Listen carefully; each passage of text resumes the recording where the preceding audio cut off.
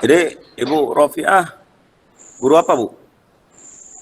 Guru jenjang apa? Saya guru Pak. SD, Pak. 2 SD. Ibu Ngatemi? Guru SD, Pak. Oh, Ibu Anis? Guru SD juga, Pak.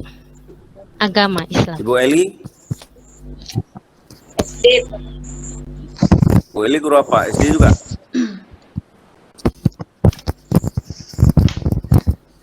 Oke, kita anggap SD saja karena nggak dengar.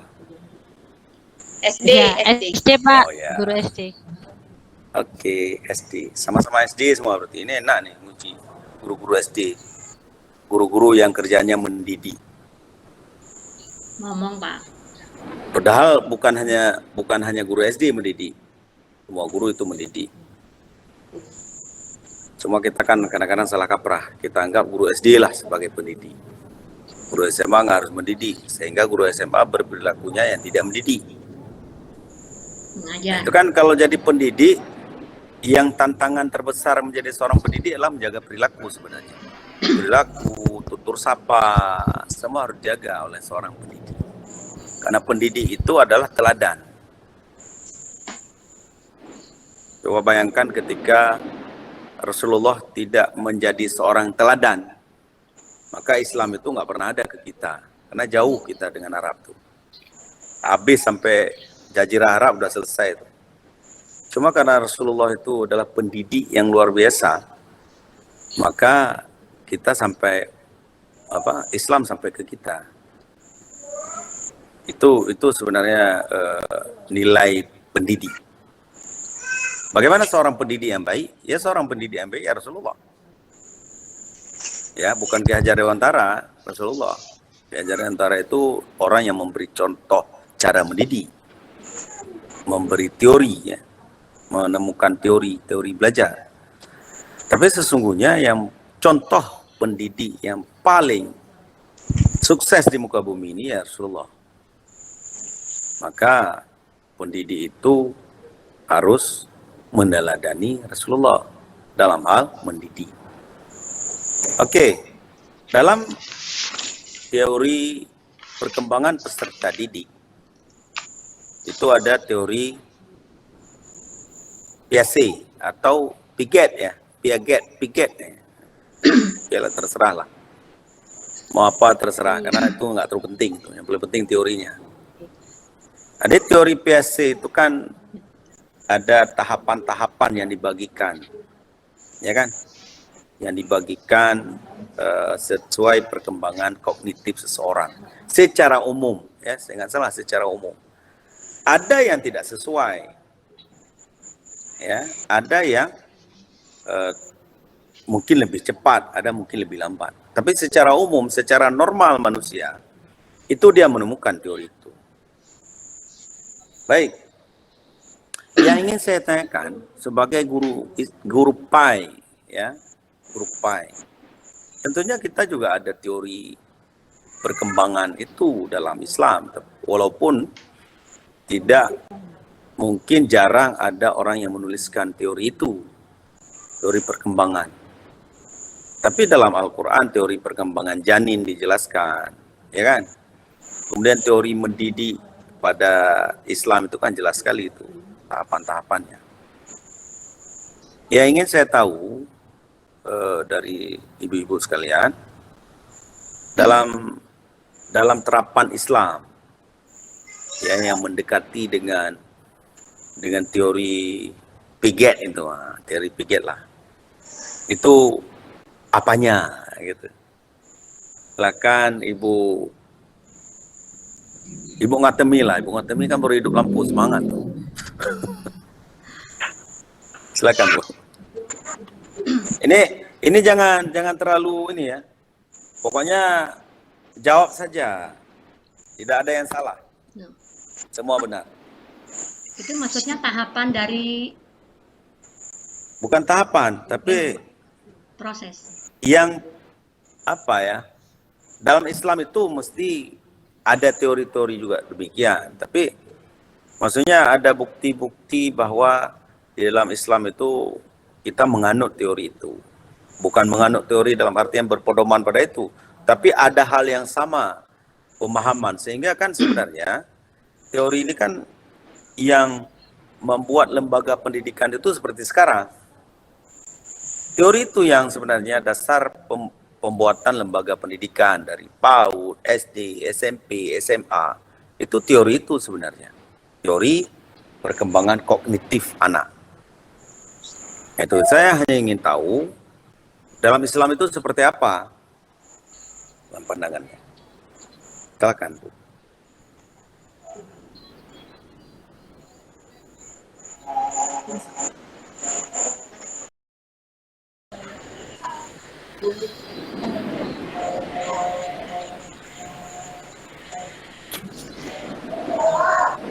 Ayo. Atau Bu Anis dulu, Bu Anis. Sulit ya soalnya ya, sulit ya. Iya, Pak. Atau gini aja. Pak. Biar nih lah. Coba jelaskan teori itu aja lah. Itu mungkin udah hafal tuh teori itu. Teori pikir. Oh iya. Bu Anis. Teori Bu Anis Baswedan. Marcella, Pak. Dari Anies Marcella. teori pikir itu proses belajar seseorang yang akan mengikuti pola dan tahap-tahapan perkembangan sesuai dengan umurnya, Pak. Pola dan tahap-tahap ini bersifat hierarkis, artinya harus dilalui berdasarkan urutan tertentu, dan seseorang itu tidak dapat belajar sesuatu yang berada di luar tahap kognitifnya. Nah, Piaget itu membagi teori perkembangan kognitif ini menjadi 4, yaitu yang pertama tahap sensori motor, itu usia 0 sampai 2 tahun. Pada tahapan ini anak itu tampak dari kegiatan dan persepsinya yang sederhana. Misalnya kayak anak itu mulai mengenali ibunya seperti itu. Kemudian tahap praoperasional itu tahapan umur 2 sampai 8 tahun. Ini anak sudah bisa menggunakan simbol atau bahasa tanda. Tahapan praoperasional ini dibagi menjadi 2, yaitu yang umur 2 sampai 4 tahun itu anak sudah mulai bisa menggunakan bahasa, walaupun masih hana seperti bicara ibu, ayah, itu sudah mulai bisa. Kemudian tahapan intuitif itu umur 4 sampai 8 tahun, ini anak sudah memperoleh pengetahuan berdasarkan pada kesan yang sedikit bersifat abstrak.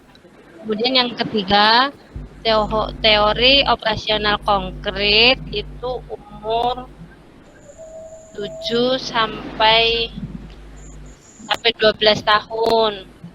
Anak itu sudah menggunakan aturan yang jelas dan logis dan ditandai adanya kekekalan. Kemudian anak ini memiliki kecakapan berpikir logis. Itu yang saya tahu. Kemudian yang tahap keempat adalah tahapan operasional formal. Tahapan operasional formal ini dari umur 11 sampai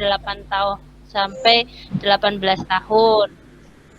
Anak ini sudah mampu berpikir abstrak dan logis. Itu, Pak, yang saya tahu. Oke. Silakan Bu Ngatemi. Ya, Pak, terima Ngatemi kasih. itu bahasa Arab ya? PAI, Pak. PAI. Hah? Bahasa Arab kan? Bahasa ngatemi. Bahasa Jawa, Pak. Wah. Saya tahu orang Arab itu ain itu dibilang nge itu, nga. Kalau orang Jawa itu nga. Su'aib itu sungib orang Arab. Saya kan istri saya orang Pacitan. Orang Pacitan, Pak. Saya orang Jogja, Pak. Jadi ngatemi itu nggak tahu tuh atim ya, atim. Bahasa Arabnya apa itu? Oh, udah nggak penting kali. Nggak penting lah Pak PSI ya. ya, PSI, teori PSI. Iya Pak, mau konsentrasi Pak. Ya, ayo. Memang saya guru pengganggu, dibilang sama mahasiswa saya. Nggak Pak, relax ya Pak ya. Ya, relax.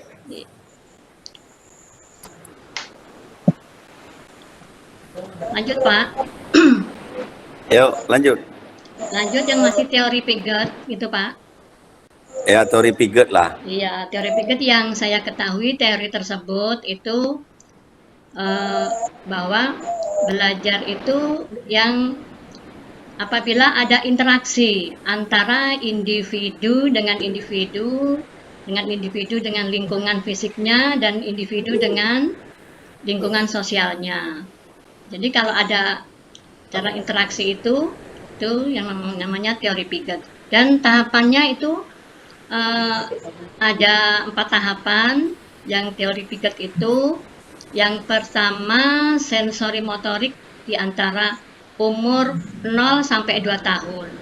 Nah, di situ anak masih mengembangkan pengetahuannya melalui yaitu melihat, mendengar, menggapai atau menyuntuh yang sudah mulai tahu ada objek dan peristiwa yang terjadi di sekelilingnya. Contohnya umpamanya anak tersebut diminta mainannya, nah anak itu sudah mulai mencari, mainannya hilang, seperti itu. Terus tahapan yang kedua itu praoperasional yang kita di situ ada umur 2 sampai 7 tahun. Nah, anak tersebut sudah mulai berpikir melalui simbol-simbol atau berbentuk ya gambar, dia itu belum bisa berpikir logis, itu masih dengan gambar-gambar. Itu untuk mengutarakan, menyebutkan itu melalui gambar-gambar tersebut. Tahapan yang ketiga itu operasional konkret. Itu sekitar umur 7 sampai 11 tahun. Dia sudah mulai tumbuh pemikirannya secara rasional, tapi hanya bisa menerapkannya pada objek fisik gitu.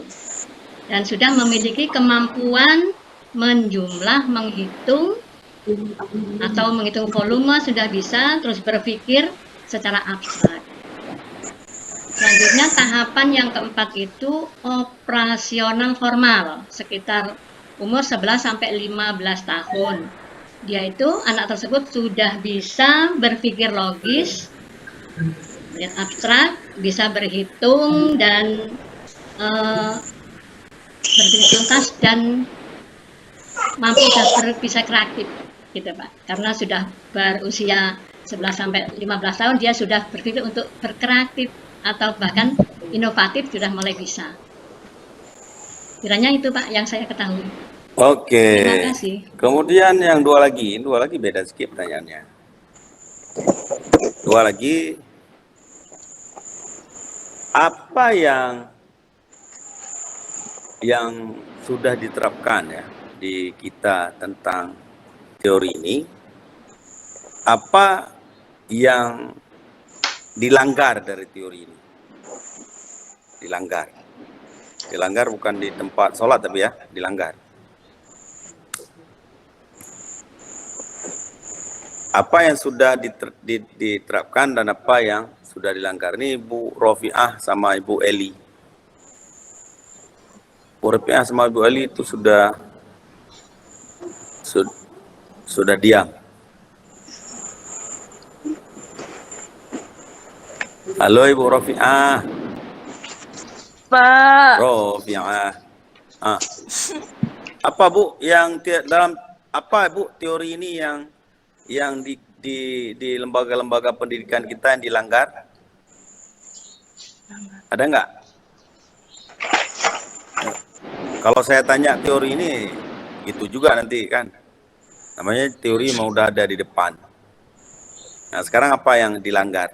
Yang bukan dilanggar sih, yang dilakukan oleh lembaga pendidikan tapi tidak sesuai dengan tahapan perkembangan kognitif itu. Contohnya apa? Memang hot ini pertanyaan hot. Iya, iya Pak, hot sekali Pak. Itu biasanya Hot sekali. kalau dari pengamatan saya ya Pak ya, yang dilanggar Ya, atau ini biasanya di sekolahan TK gitu. Yang anak-anak itu hmm, seharusnya itu mereka itu belum dipaksa belajar membaca, tapi dia sudah harus bisa membaca gitu. ya Karena mereka 100, 100. berpikirnya, Udah segitu iya aja. di SD itu harus bisa membaca. Kalau di SD nggak bisa membaca, anak-anak akan tertinggal. Jadi di TK itu sudah dipaksa membaca gitu anak-anak itu, Pak. Ya, betul betul. Udah segitu aja. Terima kasih, Pak. Mantap. Ya. Kalau Ibu Eli, contoh lain Bu Eli. Ini kalau menurut saya Pak, kalau yang dilanggar dalam mengajar yaitu gurunya Pak. Misalnya tidak membuat guru banyak yang tidak membuat EPP. Kalau menurut saya Ya. Pak. Oke. Oke, selanjutnya. Misalnya ke ini. Ke apa? Ke perangkat. Kita ke perangkat. Ya. Silakan Ibu Rofiah dulu lah. Ada RPP depan Bu? Ada, Pak. Ibu baca di tujuan saja Bu, tujuan. Oh iya, Pak. Tujuan pembelajaran melalui pembiasaan sehari-hari peserta didik terbiasa membaca Al-Quran dengan tartil. Kedua, melalui membaca berbagai sumber belajar dan informasi dan diskusi, kelompok peserta didik mampu menjelaskan makna surat Al-Asr ayat 1 sampai 3. Melalui membaca berbagai tafsir Al-Quran dan sumber informasi terkait dan diskusi kelompok, peserta didik mampu mengartikan dan menjelaskan kandungan surat Al-Asr ayat 1 dan sampai 3. Melalui Oke, segitu aja. Segitu aja. Nanti nggak ada itu yang lain. Bu Eli Terima kasih. silakan, Bu Eli baca. Ya, Punya Bu Eli sendiri baca, jangan punya harapkan Matemi. membiasakan membaca Al-Quran dengan tartil sebagai implementasi dalam kehidupan sehari-hari dengan tepat. Yang kedua, menunjukkan perilaku toleran sebagai implementasi pemahaman Quran Surah Al-Kafirun dengan benar. Yang ketiga, menunjukkan perilaku simpati sebagai implementasi pemahaman Quran Surah Al-Kafirun. Yang keempat, menjelaskan bacaan Quran Surah Al-Kafirun dengan benar. Yang kelima, mengaitkan bacaan Quran Surah Al-Kafirun dengan artinya secara cepat dan benar. Kemudian mengidentifikasikan hukum tajwid dalam Quran Surah Al-Kafirun dengan benar. Yang ketujuh, membaca Quran Surah Al-Kafirun dengan lancar dan benar. Itu, Pak. Oke. Kemudian Ibu Ngatemi. Silakan Bu Ngatemi. Ya. Nanti Tujuan proses pembelajaran, 1. Melalui pembiasaan sehari-hari, peserta didik terbiasa dan meyakini bahwa gemar membaca dan bersikap pantang menyerah adalah perintah Allah Subhanahu wa Ta'ala. Yang kedua, melalui membaca berbagai sumber belajar dan informasi dan diskusi kelompok peserta didik mampu menjelaskan pengertian gambar, membaca, dan bersikap pantang menyerah. 3. Melalui pendidikan saintifik, membaca berbagai sumber informasi, metode diskusi dan tanya jawab, dan presentasi peserta didik mampu mengetahui manfaat gemar membaca dan sikap pantang menyerah. 4. Melalui pendekatan saintifik dan metode demonstrasi, serta tanya jawab, peserta didik mampu menyebutkan ciri-ciri sikap pantang menyerah. Kelima, melalui membaca berbagai sumber informasi, metode diskusi dan presentasi peserta didik mampu menyajikan dan mempresentasikan contoh-contoh perilaku gemar membaca dan sikap pantang menyerah dalam kehidupan sehari-hari. Oke, Ibu Anis. Anis apa tadi? Udah, Anis. Silakan Bu Anis. Itu nggak dengar Bu Anis. Mute. Moodnya, Bu.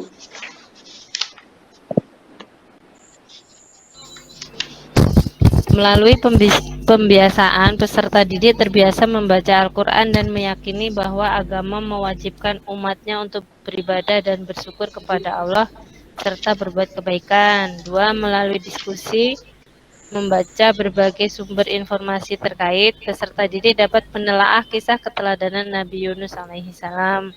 3. Melalui pendekatan saintifik, membaca berbagai sumber informasi, metode diskusi, tanya jawab, dan presentasi, peserta didik mampu mengidentifikasi kisah keteladanan Nabi Yunus alaihissalam. 4. Melalui pendekatan saintifik dan metode demonstrasi serta tanya jawab, peserta didik mampu menceritakan kisah keteladanan Nabi Yunus alaihissalam. Itu ya. Oke. Apa syarat membuat tujuan pembelajaran? Kaedahnya apa?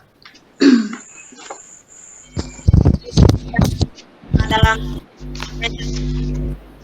Apa Bu Anis? Kalau Itulah, menurut memenuhi saya syaratnya A, B, C, D ya. Terus di tujuan Bu Anis yang mana A, yang mana B, yang mana C, yang mana D?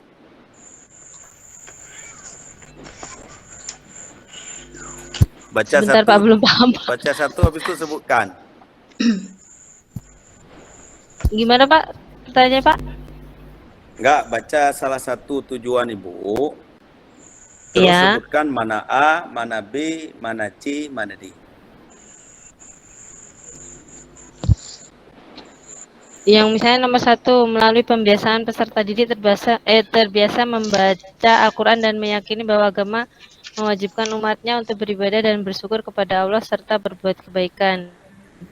Itu masuk ke dalam A mana? KI 1. A mana? A-nya mana? Nggak diajarkan sama Pak Duskri ya? Audien. Audien itu siapa audien? Siswa.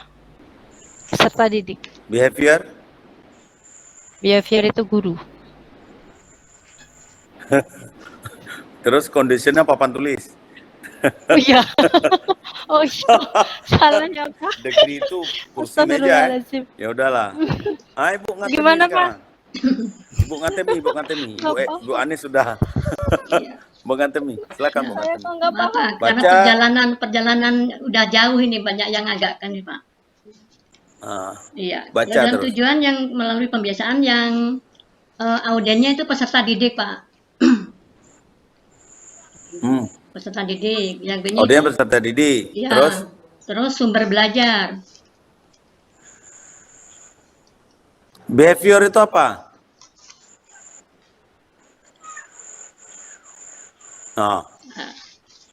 Lupa ya Pak. Enggak jelas ya. Ibu Rofiah.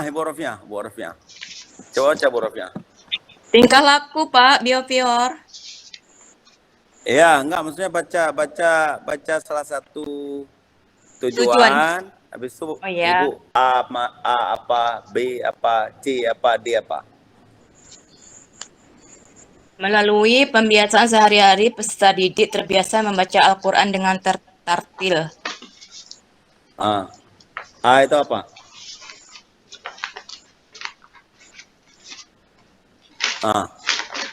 Maksudnya B. tuh D. Ibu Eli. Bu Eli baca salah satu, sebutkan mana A, mana B, mana C, mana D. membiasakan membaca Al-Quran dengan tartil sebagai implementasi dalam kehidupan sehari-hari dengan tepat. A itu apa? Pak ya? B, Siapa? C, D. Kalau B, Jadi A itu siswa, kan? Behavior dengan condition itu dekat-dekat ya biasanya. Behavior itu melalui A, B, C, C, kan? Melalui pembiasaan, melalui bahan ajar.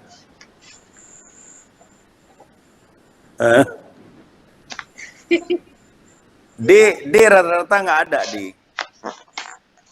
Kalau condition ada, tapi nggak tahu ditunjukkan di mana. Nah, oke lah. Khusus untuk tujuan, Bapak, Ibu-ibu semuanya, itu dalam rangka menghadapi ujian akhir itu belajar. A, B, C, D itu belajar. Itu salah-salah ditanya itu di ujian akhir. Itu ya istilah-istilah dalam perangkat itu, KD, OKI, KD, indikator, tujuan, ya, TPACK, ya kan, penyusunan soal. Nah itu bagian penting dalam kalau kegiatan inti itu membuka itu apa, persepsi atau apa, ya kan. Kemudian bagaimana bertanya itu keluar soal hot nanti, cara bertanya, cara menjawab. Kemudian menyimpulkan. Kan hal-hal yang sehari-hari kita lakukan, tetapi kita kurang memperhatikannya. Makanya saya bilang, pada indikator, cara penyusunan indikator itu belajar lagi. Bagaimana cara membuat indikator? Karena yang 2 hari ini yang saya lihat, baru 1 orang yang paham bagaimana secara teori bagaimana menyusun indikator. Itu indikator, tapi kebetulan ibu-ibu nggak dapat soal tentang indikator. Nah, ibu-ibu dapat soal tentang tujuan. Tujuannya rata-rata kurang sempurna, karena degree-nya nggak dapat. Ada di antara ibu-ibu nggak ada audien, kayak Bu Eli nggak ada audien tuh, siswanya nggak ada. Melalui pembiasaan, boleh pembiasaan seperti apa, silahkan, itu kan behavior, ya kan. Kemudian siswa, kan peserta didik diharapkan dapat, ya kan, berperilaku, nah itu condition, sesuai dengan tuntunan Rasulullah misalnya. Sesuai dengan tuntunan Rasulullah itu degree. Jadi A ada, B ada, C ada, D ada. Itu kaedah membuat tujuan. Nah, kenapa ada istilah-istilah seperti itu? Sebenarnya ada istilah-istilah seperti itu kalau bagi sebagian guru itu hanya menambah beban saja, ya. Tapi tujuan dari para ahli, ya, tutor dan sebagainya membuat itu biar mudah diingat, itu fungsi kontrol sebenarnya. Ketika kita menyusun tujuan pembelajaran, itunya ada, kita evaluasi itu udah ada atau belum, ya, ya. Ya, Pak. Jadi itu kira-kira. Jadi hal-hal yang perlu betul-betul kita dalami. Kemudian bagaimana membuat soal. Jangan pula terbawa bahwa setiap soal itu, setiap KD itu harus ada soal hot. Enggak. Tergantung KD. Kalau KD-nya lot, ya lot lah soalnya. Kalau KD-nya mod, ya mod lah soalnya. Kalau KD-nya menganalisis, tapi di level SD itu jarang itu soal hot. Karena itu sudah tinggi dia. Kalau ada kelanjutan dari SD, SMP, SMA, di SMA baru hot biasanya. Di SMA baru sudah KD-nya menganalisis. Di SD ada juga, tapi nggak banyak. Ya, makanya ajaran membuat soal hot itu bukan berarti semua KD atau setiap ujian harus ada soal hot. Enggak, tergantung KD yang diuji. Karena KD itu kan melahirkan indikator yang tidak boleh tinggi 2 tingkatan, bukan ini, ya, kecuali ada kelas khusus yang cibi. Nah, pernah dengar ibu-ibu cibi, cerdas istimewa, bakat istimewa, anaknya jenius. Kita punya kelas, misalnya ada 10 orang, ini anak-anaknya sudah kita periksa dia jenius. Nah, itu boleh. KD-nya yang dilompati indikatornya itu boleh. Kan syaratnya berat ya. Misalnya ada sekolah-sekolah unggul. Nah, sekolah unggul yang sekarang pun, dia nggak bisa, dia menganggap bahwa dia sudah pasti seperti itu. Dulu di MOSA itu ada namanya kelas akselerasi. Nah, kelas akselerasi itu boleh dia indikatornya 2 tingkat daripada KD. Nah, itu maksudnya. Ya. Kemudian boleh nggak turun?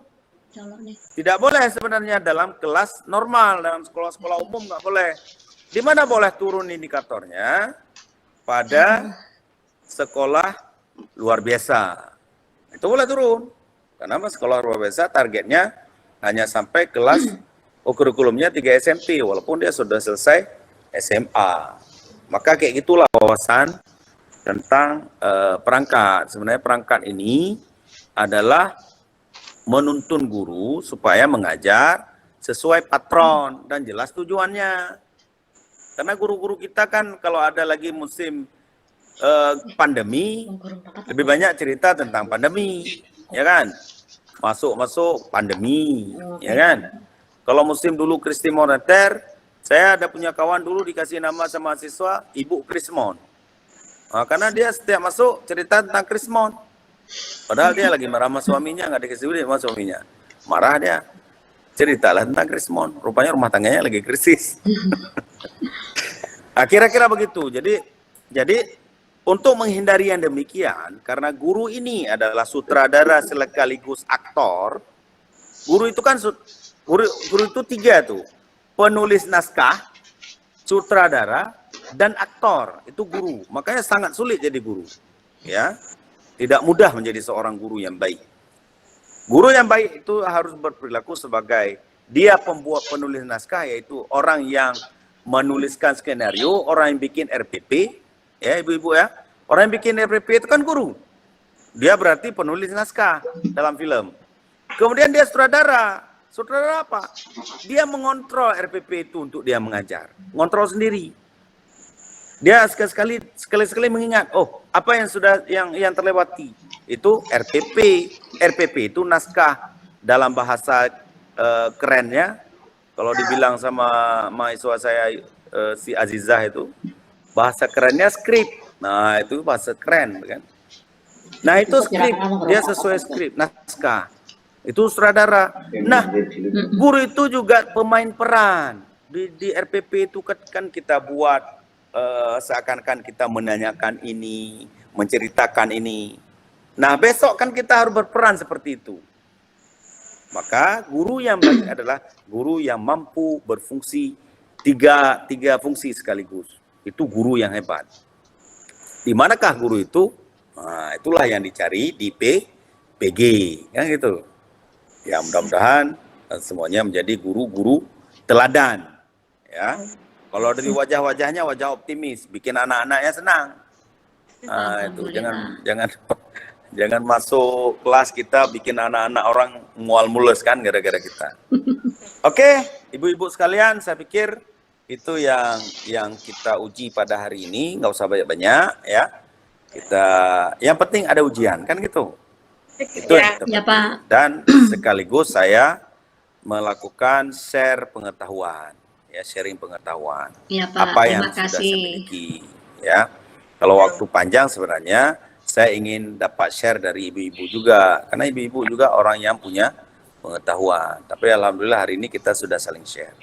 Dan mudah-mudahan tidak ada yang bermasalah. Ya. Terima kasih semuanya. Mudah-mudahan sehat semuanya, lulus UN ya Rabbal Alamin. Dengan nilai yang nggak usah tinggi-tinggi kali nilai, dengan nilai yang memenuhi standar. Iya, Pak. Iya, Pak. Yang penting kan lulus, jangan jadi juara lah, atau apa juara, lulus. Iya. Yang penting pengetahuannya cukup. Ya, mudah-mudahan ada manfaatnya dan Allah wa'alaikum. Wassalamualaikum warahmatullahi wabarakatuh. Waalaikumsalam warahmatullahi wabarakatuh. Terima kasih, Pak. Ya. Ilmunya. Ya. Di ini ya.